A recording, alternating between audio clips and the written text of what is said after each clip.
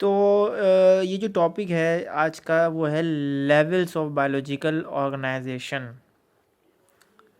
अच्छा, अब मैं आपको बताता हूँ ये लाइन को पढ़ने से पहले एक चीज़ बताता हूँ, फिर आपको ये 3 लाइनें क्लियर होंगी, वरना कभी ज़िंदगी में ये क्लियर नहीं होंगी क्योंकि ये आगे पीछे लाइन है।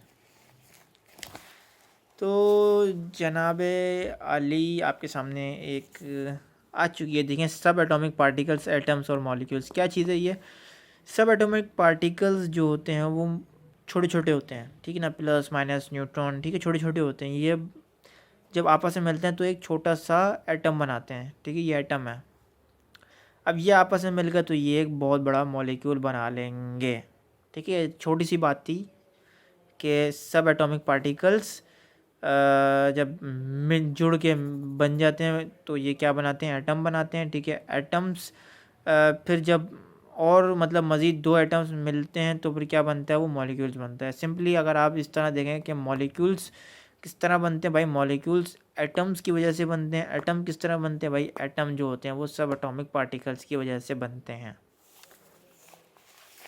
अब आप यहाँ लाइन को आप जब स्टडी करेंगे तो सिंपली आपको यहाँ पर समझ में आ जाएगा। एटम सबसे स्मॉलेस्ट एलिमेंट है, उससे भी छोटा सब एटॉमिक पार्टिकल होता है।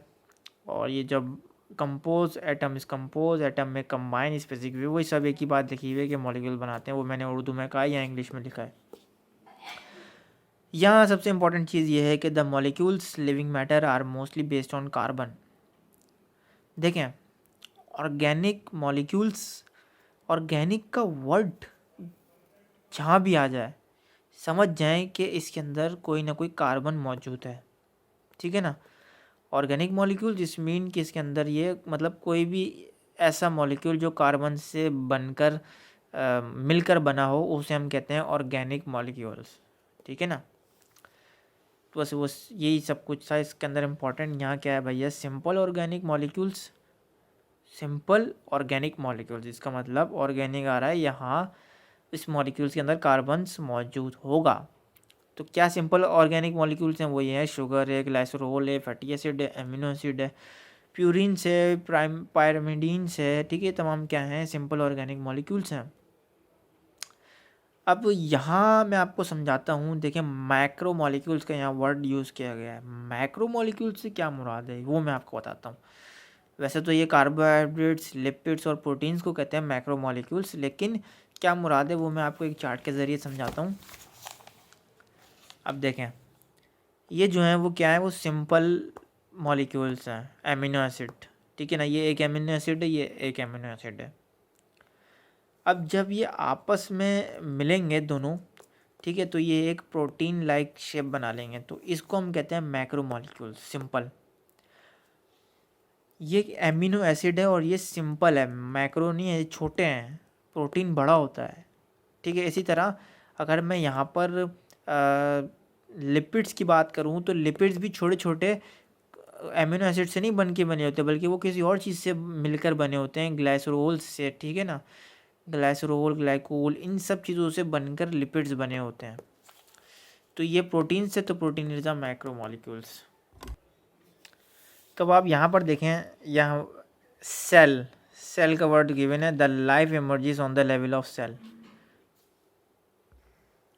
इसमें सिंपली इस लाइन में ये बताया गया है कि जो सेल, सेल से ही ज़िंदगी स्टार्ट होती है, ठीक है। विदाउट सेल कोई भी ज़िंदगी इस दुनिया में नहीं रह सकती। कोई भी ज़िंदगी का आगाज़ जो होता है वो सेल से होता है, ठीक है।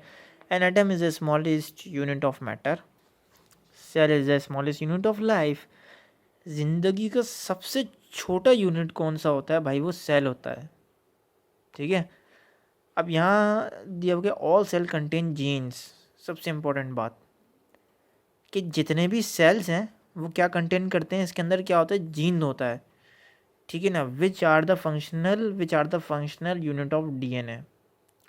और जीन का जो फंक्शनल यूनिट होता है वो होता है डीएनए। अब भाई ये डीएनए क्या चीज़ है? तो देखिए मैं आपको बताता हूँ डीएनए क्या चीज़ है। डीएनए आपकी तमाम बॉडी के अंदर होता है। अगर फॉर एग्जांपल मैं अपनी एक इंसान की बॉडी की बात करूँ, तो अगर उसको जला दिया जाए, पूरी तरीके से जला दिया जाए, तो अब उसकी शनाख्त किस तरह होगी कि भाई ये इसका मतलब ये किस इंसान का भाई बहन है? तो वो हम उसको पूरी तरह से जला दिया जाए तो उसका किसी भी एक बाल को आप ले लें, ठीक है, हेयर जो होता है वो डीएनए से ही मिलके बना होता है, ठीक है ना। आप अपने मतलब ये यहाँ कट करें, ये जितने भी ये सब कुछ है, ये सब कुछ डीएनए से मिलकर बना है, ठीक है ना। तो उस हेयर से आप पता लगा सकते हैं किसकी बॉडी है, सिंपल।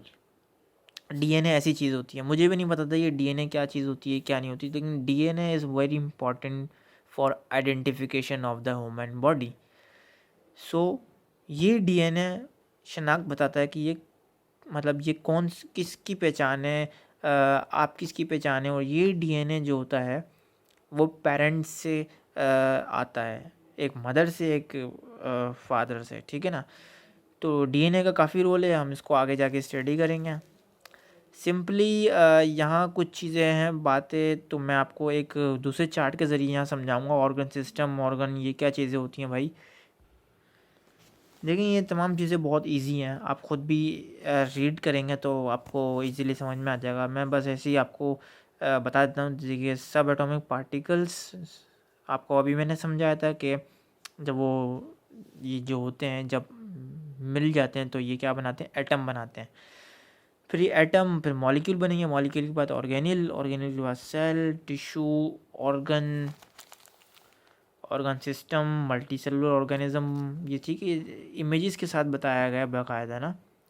स्पीशी बन गया, फिर पॉपुलेशन, फिर कम्युनिटी, इकोसिस्टम, फिर बायोस्फीयर। अच्छा इसको भी याद कैसे करेंगे, ये सबसे बड़ी मतलब मसला, सबसे बड़ा कीड़ा यही है कि इसको याद कैसे करेंगे पेपर के लिए। तो मैंने आपकी आसानी के लिए एक चार्ट बनाता हूँ, मैं आपको एक चार्ट दिखाता हूँ, उसके ज़रिए आपको